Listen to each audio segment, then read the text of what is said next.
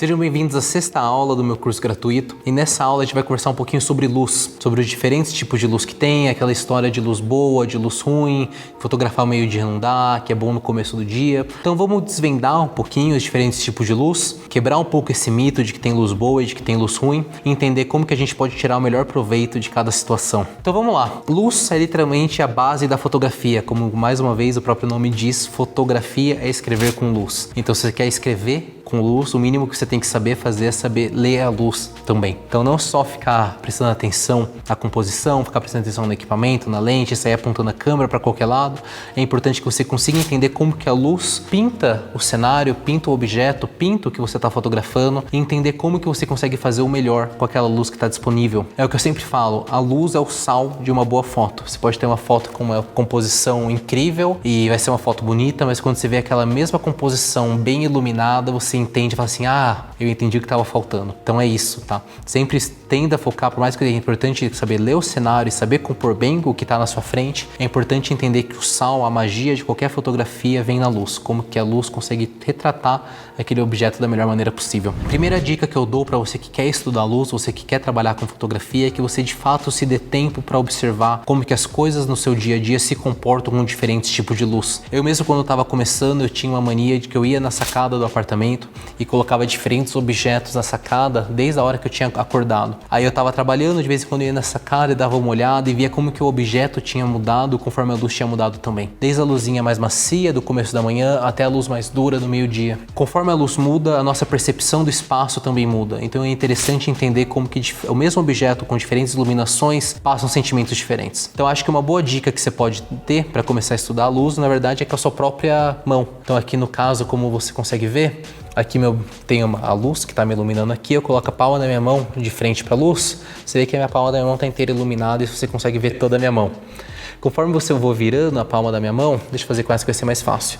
Conforme eu vou virando e vai ficando de lado, de repente começa a surgir pontos de luz e de sombra e de luz e de sombra e de luz e de sombra. E do jeito que você vê a minha mão, começa a mudar também. Até que de fato aqui, a palma da minha mão agora está numa situação de contraluz, em que eu sei que aqui está iluminado e aqui está na sombra. O que isso significa de certa maneira? Quando você consegue preencher todo o seu objeto, você vê ele iluminado logo de frente, é uma fotografia um pouquinho mais rasa. Você consegue ver a mão por completa. Conforme eu vou virando e vai formando esses pontos de luz, sombra, é como se você estivesse adicionando profundidade.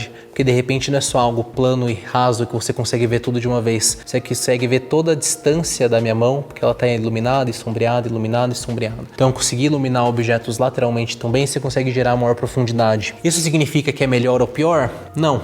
Depende do que você está fazendo. Se você está me fotografando e você me coloca de lado, no caso, como eu estou com sobrepeso, a sombra que vai ficar de um lado da barriga vai ser muito maior do que do outro, eu vou parecer mais gordo do que eu sou.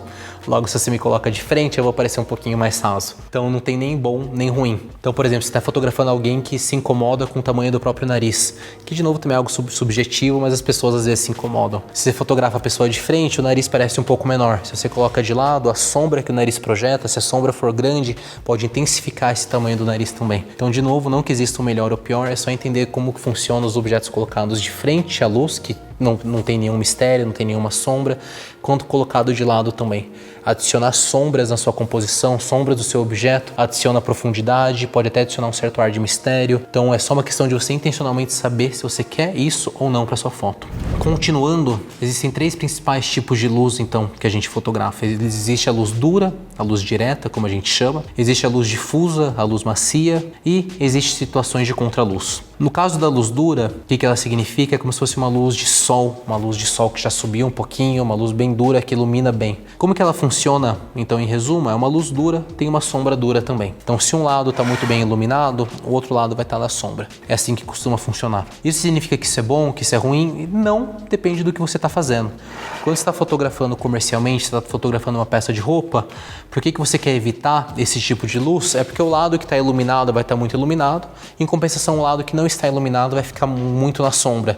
E quando você quer mostrar um produto, isso é ruim. Você não quer que metade do produto que você está mostrando fique na sombra. Já em compensação, se você estiver fotografando um retrato e você quer que esse retrato seja mais dramático, aí já faz sentido você permitir que metade do rosto do seu objeto caia na sombra também. Então, de novo, não é que existe nem luz ruim, nem luz boa. Existem diferentes intenções. Uma luz dura vai fazer uma sombra dura. E você tem que ou estar ciente disso, entender que é isso que você quer, ou buscar uma situação de luz um pouquinho mais macia, ou uma luz um pouquinho mais macia do começo da manhã, ou difundir a fonte de luz de alguma forma, que seja com uma cortina, com um pano, com um difusor. Então você consegue difundir isso e transformar essa luz em um pouquinho mais macia. Já a luz difusa é justamente isso, é uma luz macia, logo a sombra dela também é macia. A luz difusa ainda tem sombra e luz, mas a sombra é leve, a luz também é leve. Então por isso que é muito bom para você conseguir fotografar, por exemplo, fotos, produtos comerciais ou o que for, que aí todos os lados estão relativamente bem iluminados, a sombra não é uma sombra que você não consegue recuperar, você ainda consegue ter informação do seu objeto para todos os lados. Então por isso que a luz difusa é uma luz tão boa para fotografar retratos comercialmente ou o que for, porque você consegue revelar todo o seu objeto sem ter uma grande dinamismo de parte muito clara, parte muito escura. Já a situação de contraluz é quando a luz vem de trás do seu objeto. Nesse caso, eu particularmente acho muito bonito. Pessoas mais tradicionais da fotografia sempre indicam para não fotografar em direção à luz.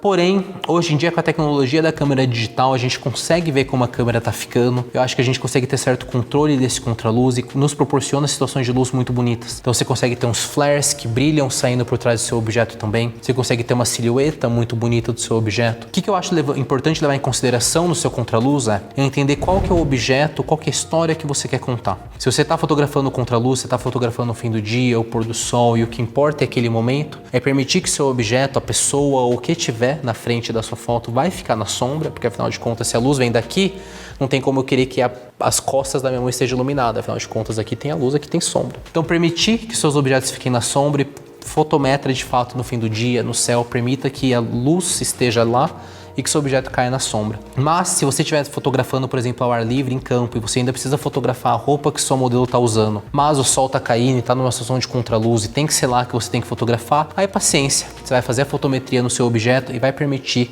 que o sol, que o céu estoure.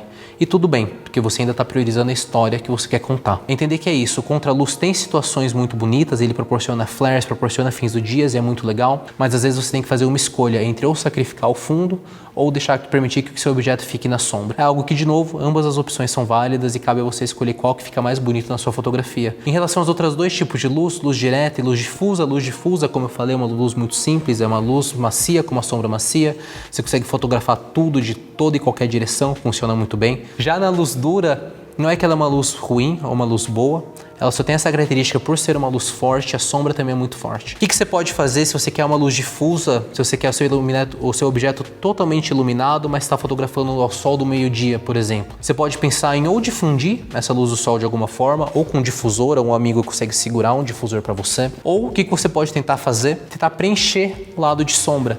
Então, por exemplo, tudo que a luz bate, reflete. Se tem uma parede branca, por exemplo, você pode deixar o lado da pessoa iluminada para o sol e o lado que ficaria na sombra encostado na parede branca.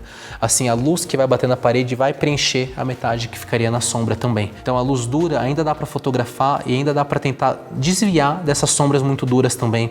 É só você estar por perto de coisas que consiga rebater essa luz.